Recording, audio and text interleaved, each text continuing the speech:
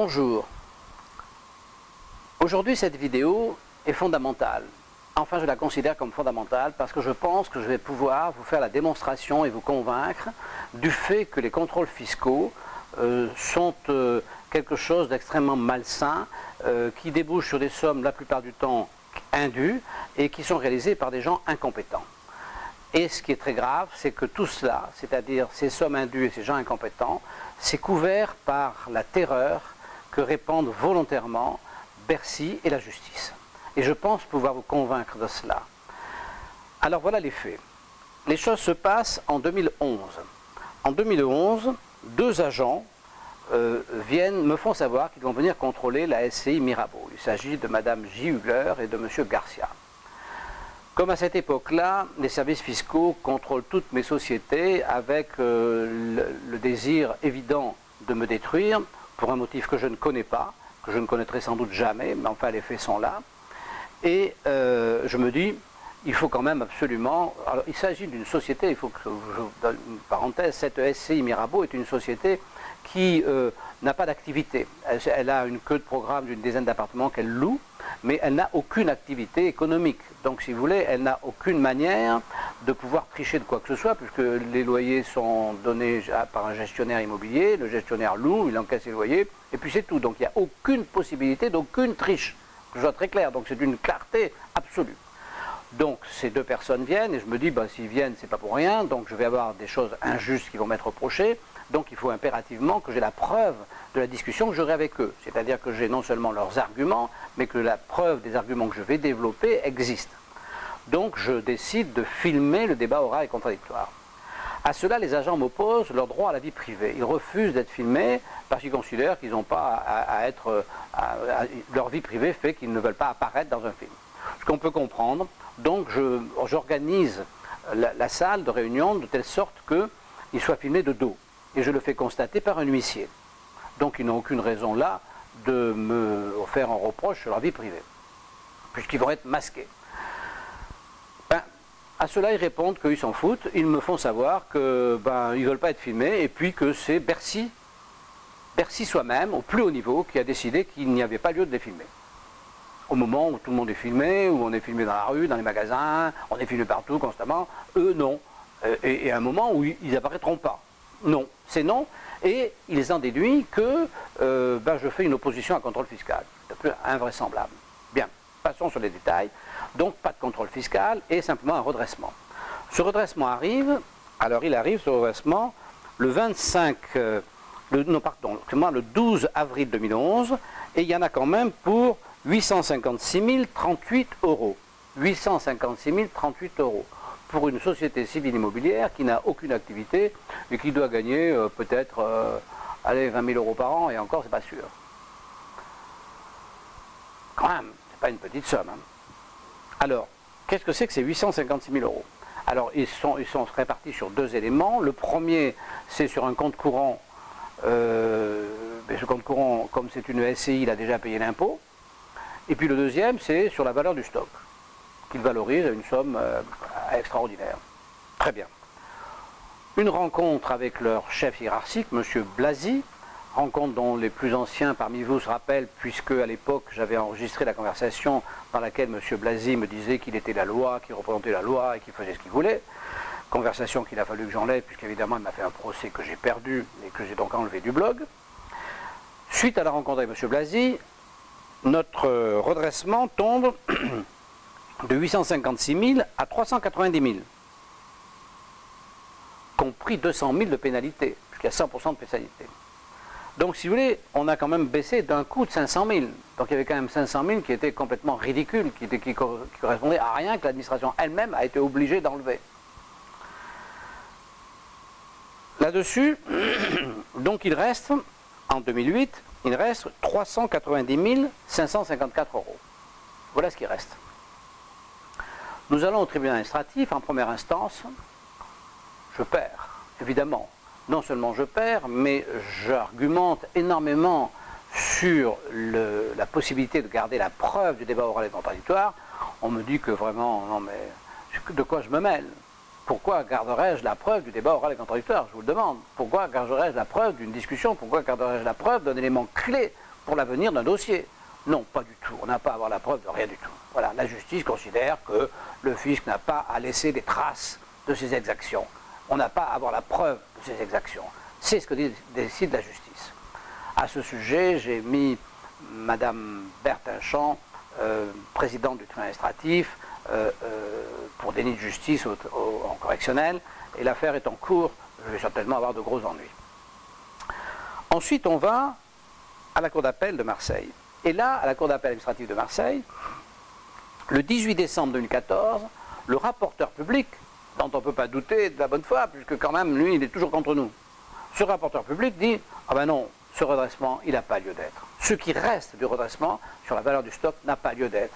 Parce que la valeur du stock, elle a été déclarée, ce qu'elle est déclarée, ce qu'elle est, et puis il n'y a pas de tricherie, et puis donc il n'y a pas de raison de réévaluer par rapport à des chiffres ésotériques qui ont été pris à droite ou à gauche dans des immeubles qui ne sont pas les mêmes que celui-là. Donc le rapporteur public dit, pas de problème, l'impôt qui est levé contre M. Dumas est nul.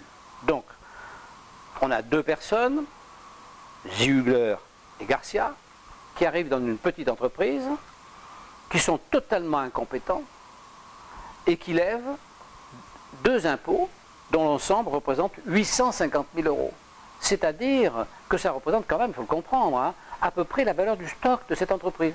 C'est-à-dire que s'il fallait payer ces 856 000 €, ben, la totalité des ventes des pauvres 10 appartements qui restent ne les couvrirait pas, ou à peine.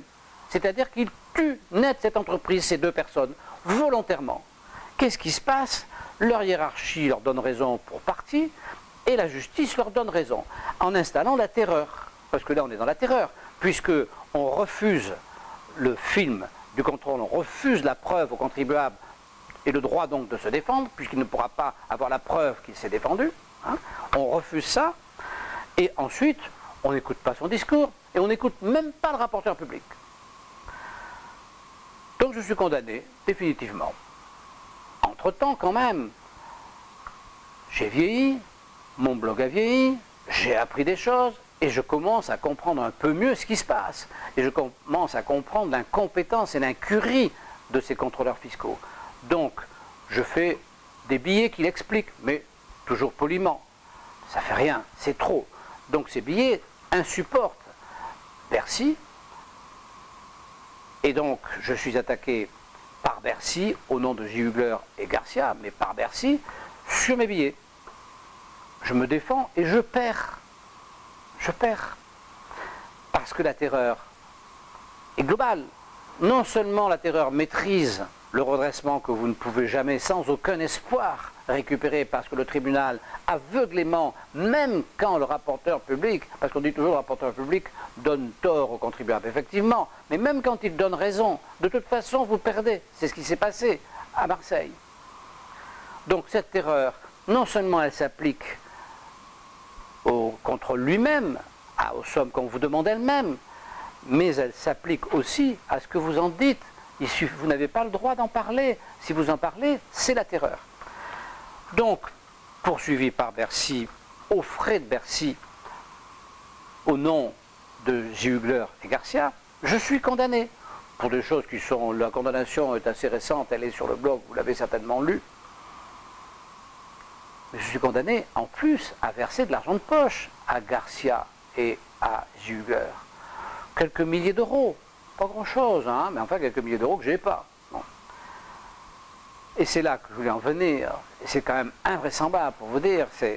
Et je reçois, hier, d'un huissier, un avis de passage, nature de l'acte, commandement aux fins de saisie vente. C'est-à-dire que Mme Ziegler et M. Garcia, non seulement ils sont couverts, non seulement leurs agissements, non seulement les représentants de la terreur fiscale, ils sont couverts par le fisc et ils sont couverts par la justice, alors qu'ils représentent la terreur fiscale, la mort fiscale, puisqu'ils sont venus tuer une entreprise qui n'avait aucune raison, on l'a vu, puisque l'administration a été obligée elle-même d'enlever une partie du contrôle, et le rapporteur public de Marseille lui-même a enlevé tout le reste.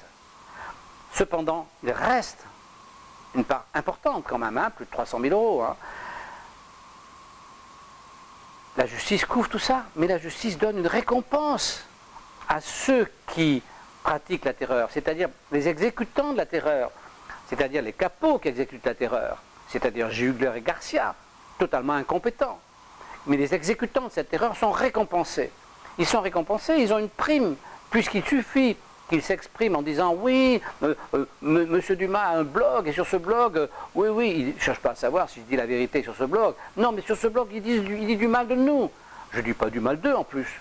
Là, oui, je dis du mal d'eux. Là, je dis du mal d'eux, vous allez voir pourquoi. Mais dans le blog, je ne dis pas du mal d'eux. Je fais état de comment fonctionne ce blog, et de comment fonctionne la justice, pardon, comment fonctionne le fisc. Et je pense que ça intéresse beaucoup de gens, puisque vous êtes de plus en plus nombreux à venir vers ce blog. En échange de ça, ils ont de l'argent de poche, quelques milliers d'euros, je ne sais pas, 3 000 à 4 000 euros, enfin peu importe, je n'ai plus la somme en tête. Et ils me font un commandement de ces ventes. C'est-à-dire que ces deux personnes incompétentes, qui répandent la terreur fiscale, qui réclament des sommes indues, vont vendre mes meubles pour toucher leurs 4 000 euros, ou 5 000 euros, 3 000 euros de récompense. Ils vont vendre mes meubles, ces gens. Ils prennent la responsabilité de vendre mes meubles. Non mais franchement, sous couvert de quoi? Que la justice, non, n'employez pas ce mot avec moi, pas la justice, sous couvert que les magistrats, que la magistrature, pas la justice, la magistrature leur a donné une petite prime pour les vacances, parce que dans un blog, quelqu'un dit la vérité, et quelqu'un dit ce qu'il ressent, quelqu'un dit le mal qu'il ressent, ce qu'on lui fait, pour qu'on lui vole ses affaires, indûment. Et ils envoient un commandement saisivante. Et ils vont, mais je vais les laisser, hein. Ils vont venir, ils vont défoncer ma porte, ils vont venir avec des flics, ils vont tout casser, ils vont venir emporter mes affaires chez moi, avec un camion, et ils vont aller le vendre à l'encan. Ces gens-là, c'est pas possible. Vous comprenez? C'est pas possible. Ça ne peut pas exister dans un monde normal. Donc on est arrivé à une situation désespérante. Mais aujourd'hui, peut-être certains pensent qu'ils en tirent avantage, qu'on prend cet argent pour leur intérêt, que c'est pas très grave qu'on le prend qu'aux gens riches. Déjà, c'est un peu raté, moi je ne suis pas quelqu'un de riche, mais même, quand bien même, mais demain ça sera pour tout le monde. C'est-à-dire que ces gens qui sont quand même incompétents et qui sont quand même sans vergogne, parce qu'ils viennent détruire une entreprise sans vergogne. Ces gens sont récompensés, viennent vous voler vos meubles, les miens, demain ils viendront voler les vôtres. Voilà ce que je voulais vous dire. J'espère que je vous ai convaincu, parce que c'est très important. Moi je vais perdre. Bon, sur cette vidéo, je vais être poursuivi, je serai condamné. Je connais les magistrats qui vont me condamner. Mais cette fois, ils ne me condamneront pas sur un papier. Ils auront été obligés de regarder ma vidéo.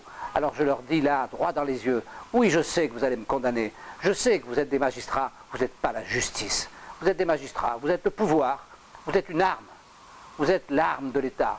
Mais l'État aujourd'hui est malhonnête. Ça, je vous le dis, profondément malhonnête. Au revoir.